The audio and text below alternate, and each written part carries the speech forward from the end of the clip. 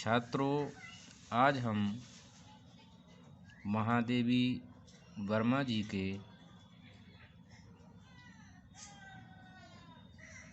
चर्चित एकांकी गुल्लू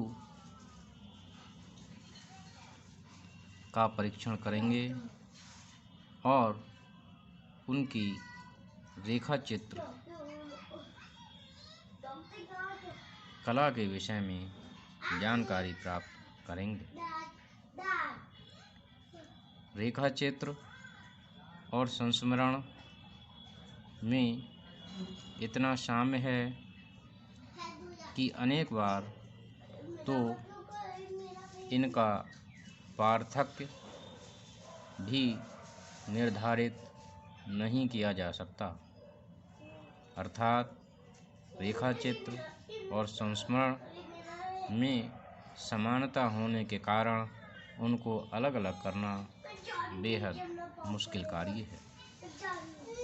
हिंदी की रेखा चित्र और संस्मरण साहित्य का स्वरूप अत्यंत मिला जुला है। इसका एक कारण ये भी है कि कुछ लेखकों द्वारा रेखा चित्र भी लिखे गए और संस्मरण भी। इस कारण अनेक ऐसे रेखा चित्र मिल जाएंगे जिनमें संस्मरण के तत्व घुले मिले मिल जाएंगे और ऐसे अनेक संस्मरण मिल जाएंगे जिनमें रेखा चित्र के गुण विद्यमान होंगे। इस प्रकार इन्हें अन्य विधाओं की तरह स्पष्ट रूप से अलग कर पाना सहज कार्य नहीं है। अब हम महादेवी वर्मा के रेखा चित्र साहित्य एवं गिल्लू का परीक्षण निम्नलिखित बिंदुओं के आलोक में करेंगे। नंबर 1, महादेवी वर्मा के रेखा चित्र एवं संस्मरण का स्वरूप। नंबर 2, महादेवी वर्मा के प्रमुख रेखा चित्र। नंबर 3, महादेवी वर्मा के रेखा चित्रों में विषय वैविध्य। नंबर 4, महादेवी वर्मा का चर्चित रेखा चित्र गिल्लू। तो सबसे पहले अब हम महादेवी वर्मा के रेखा चित्र एवं संस्मरण का स्वरूप इस विषय पर चर्चा करेंगे। महादेवी वर्मा की गद्य रचनाएं मुख्य रूप से अतीत के चलचित्र और स्मृति की रेखाओं में संकलित हैं। इन गद्यात्मक निबंधों को पूर्ण रूप से न तो संस्मरण की कोटि में रखा जा सकता है और न पूरी तरह रेखा चित्र ही कहा जा सकता है। ये निबंध लेखिका के संपर्क में आए व्यक्तियों को स्मरण करके लिखे गए हैं, अतः ये संस्मरण की कोटि में भी रखे जा सकते हैं। साथ ही संस्मरण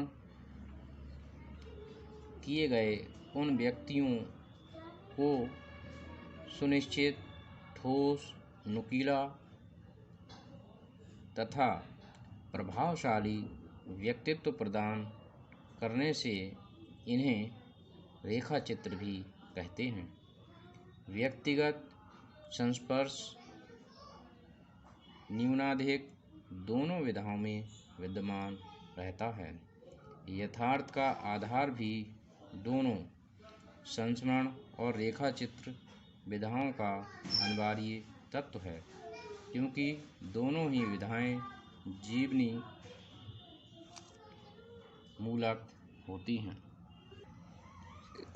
इसी आधार पर समीक्षक महादेवी वर्मा की इस प्रकार की रचनाओं को संस्मरणात्मक रेखा चित्र या रेखा चित्रात्मक संस्मरण की संज्ञा देना अधिक उचित मानते हैं।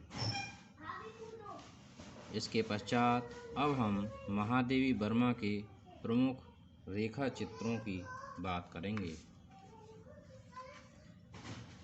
महादेवी वर्मा ने अतीत के चलचित्र, श्रृंखला की कड़ियाँ, स्मृति की रेखाएं, पथ के साथी तथा मेरा परिवार नामक रेखा चित्रों को लिखा है। महादेवी वर्मा के प्रमुख रेखा चित्रों के बाद अब हम महादेवी वर्मा के रेखा चित्रों में विषय वैविध्य की चर्चा करेंगे।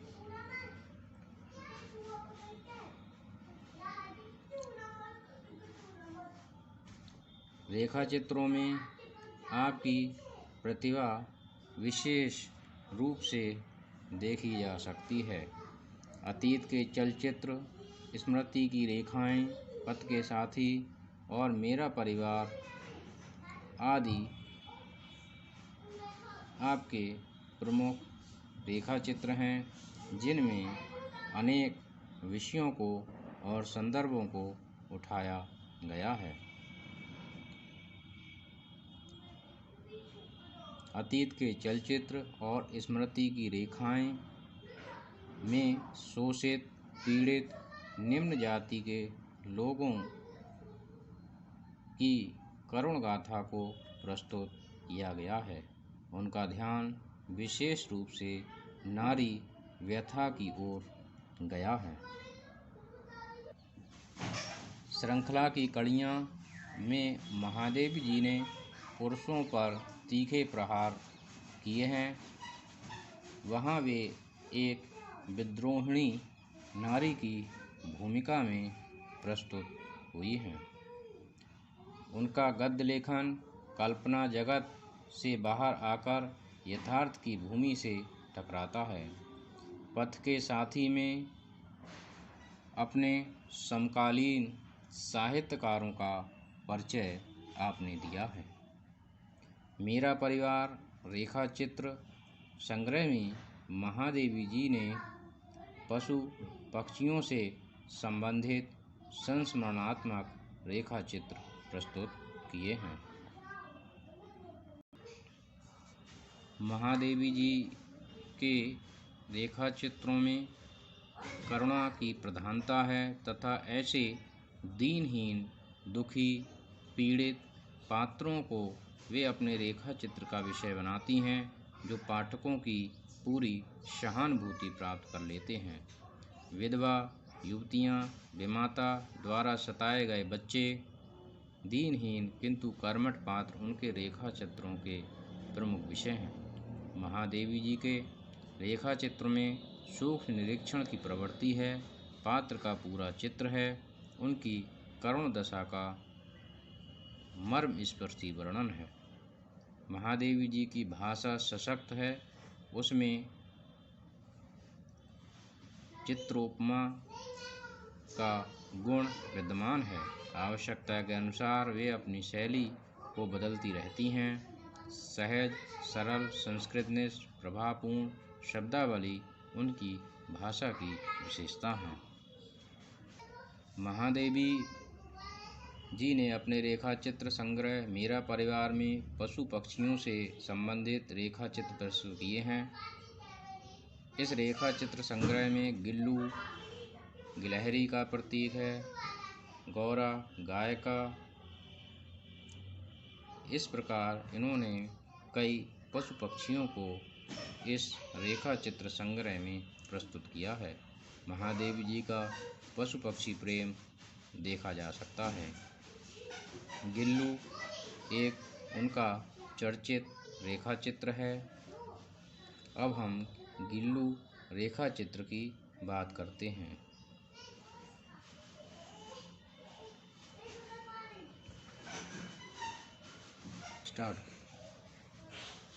गिल्लू महादेवी जी के लिए अत्यंत प्रिय है। उन्हें मरणासन स्थिति में गिल्लू प्राप्त हुआ था, जिसे कौवे चोंच से घायल कर रहे थे। महादेवी जी ने गिल्लू के लिए उठाया और उसका उपचार किया। वे उसे दूध पिलाती और काजू खिलाती। उन्होंने झूलने के लिए उसका झूला तैयार किया। धीरे धीरे गुल्लू महादेवी जी से मिलजुल गया और अब वह महादेव जी से बिल्कुल भी डरता नहीं था और हमेशा महादेवी जी के इर्द गिर्द ही घूमता रहता और विभिन्न क्रियाकलापों द्वारा उनको अपनी ओर आकर्षित करता रहता। महादेवी जी भी गिल्लू को देखकर बड़ी ही प्रसन्न रहती। वे उसकी देखरेख करती। इस प्रकार गुल्लू धीरे धीरे लगभग 2 वर्ष का हो गया। उसके बाद में गिल्लू एक दिन बीमार पड़ गया। तत्पश्चात महादेवी वर्मा जी ने उसके उपचार की कोशिश की, परंतु उसका समय निकट था, क्योंकि गिलहरियों का जीवन लगभग 2 वर्ष के आसपास ही होता है। उसका अंत समय निकट था, इसलिए वह उछल कूद छोड़कर वह जो है एक स्थान पर लेट गया। उन्होंने हीटर जलाकर उसको गर्मी देने की कोशिश भी की, लेकिन उसके बाद भी वह ठीक न हो सका और प्रभात होते ही गिल्लू ने दम तोड़ दिया। महादेवी जी ने गिल्लू की समाधि सोनजूही के